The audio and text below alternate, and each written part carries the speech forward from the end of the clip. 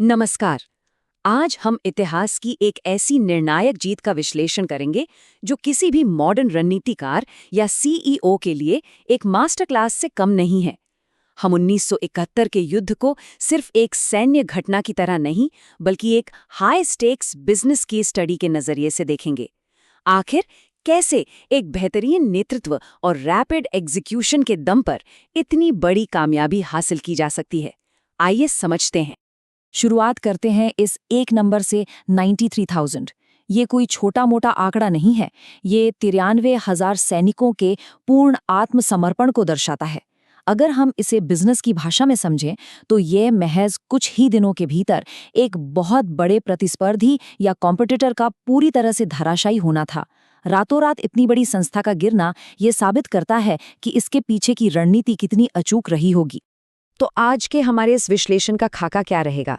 हम शुरुआती market disruption यानी बाहरी संकट से शुरू करेंगे और फिर समझेंगे कि कैसे रिस्क मैनेजमेंट, रिसोर्स एलोकेशन और तेज निष्पादन के जरिए इस चुनौती को एक ऐतिहासिक सफलता में बदल दिया गया। तो सबसे पहले बात करते हैं बाहरी संकट के विश्लेषण की। किसी भी हाई स्टेक्स क्राइसिस की शुरुआत अक्सर एक बहुत बड़े और अचानक आने वाले बाहरी व्यवधान से होती है। उस समय के पूर्वी पाकिस्तान में जब शेख मुजीबुर रहमान ने आज़ादी की आवाज़ उठाई तो वहां ऑपरेशन सर्चलाइट शुरू कर दिया गया। इसका सीधा नतीजा क्या हुआ? लाखों की तादाद में शरणार्थी भारतीय सीमा में आने लगे।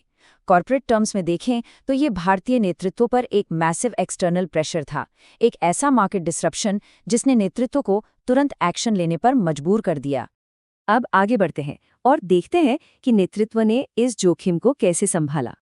प्रधानमंत्री इंदिरा गांधी का अप्रोच यहाँ कमाल का था। तुरंत कोई आक्रामक कदम उठाने के बजाय उन्होंने शानदार रिस्क मिटिगेशन यानी जोखिम न्यूनीकरण का प्रदर्शन किया। दुनिया को चेतावनियां दी गईं, लेकिन सबसे जरूरी बात, उन्होंने स्ट्रेटेजिक पेशेंस यानी रणनीतिक धैर्य बनाए रखा। उन्होंने इंतजार किया कि 3 दिसंबर को प्रतिद्वंदी की तरफ से पहला हवाई हमला हो। इस एक कदम से भयंकर दबाव के बावजूद भारत ने अंतर्राष्ट्रीय स्तर पर अपना ऑपरेशनल कंट्रोल पूरी तरह अपने हाथों में रखा। तीसरा अहम पहलू है त्रिसेवा संसाधन आवंटन या रिसोर्स एलोकेशन। जैसे ही संकट की सीमा पार हुई, भारत की प्रतिक्रिया एकदम सटीक और तेज थी। ये क्रॉस डिपार्टमेंटल एग्जीक्यूशन का एक बेहतरीन उदाहरण है। वायुसेना ने दुश्मन के बेसों को बेअसर किया, नौसेना ने ऑपरेशन ट्राइडेंट के जरिए कराची बंदरगाह पर जबरदस्त स्ट्राइक की और थल सेना ने पूर्व में तेजी से अपना अभियान चलाया। सभी इकाइयां एक परफेक्ट सिनर्जी में काम कर रही थी। और ये सब कितनी जल्दी हुआ? आइए निष्पादन की टाइमलाइन देखते हैं। इस ऑपरेशन की रफ्तार हैरान कर देने वाली है। दिसंबर 1971 से पहले शरणार्थियों का दबाव चरम पर था। फिर 3 दिसंबर का हवाई हमला एक उत्प्रेरक यानी कैटलिस्ट साबित हुआ। और इसके बाद सिर्फ 13 दिन, जी हाँ, महज 13 दिनों के भीतर 16 दिसंबर को एक ऐतिहासिक समाधान निकल आया। इतनी तेजी से रणनीति को जमीन पर उतारना किसी भी नेतृत्व की चपलता का सबसे बड़ा प्रमाण है। तो इस 13 दिन की रणनीति का नतीजा क्या निकला? प्रतिद्वंदी का पूरी तरह से पतन। अगर हम दोनों पक्षों की तुलना करें तो तस्वीर बिल्कुल साफ है। एक तरफ भारत की अत्यधिक एकीकृत ट्राई सर्विस रणनीति थी जिसने बिजली की रफ्तार से काम किया, और दूसरी तरफ था प्रतिद्वंदी का बिल्कुल खंडित, बिखरा हुआ डिफेंस।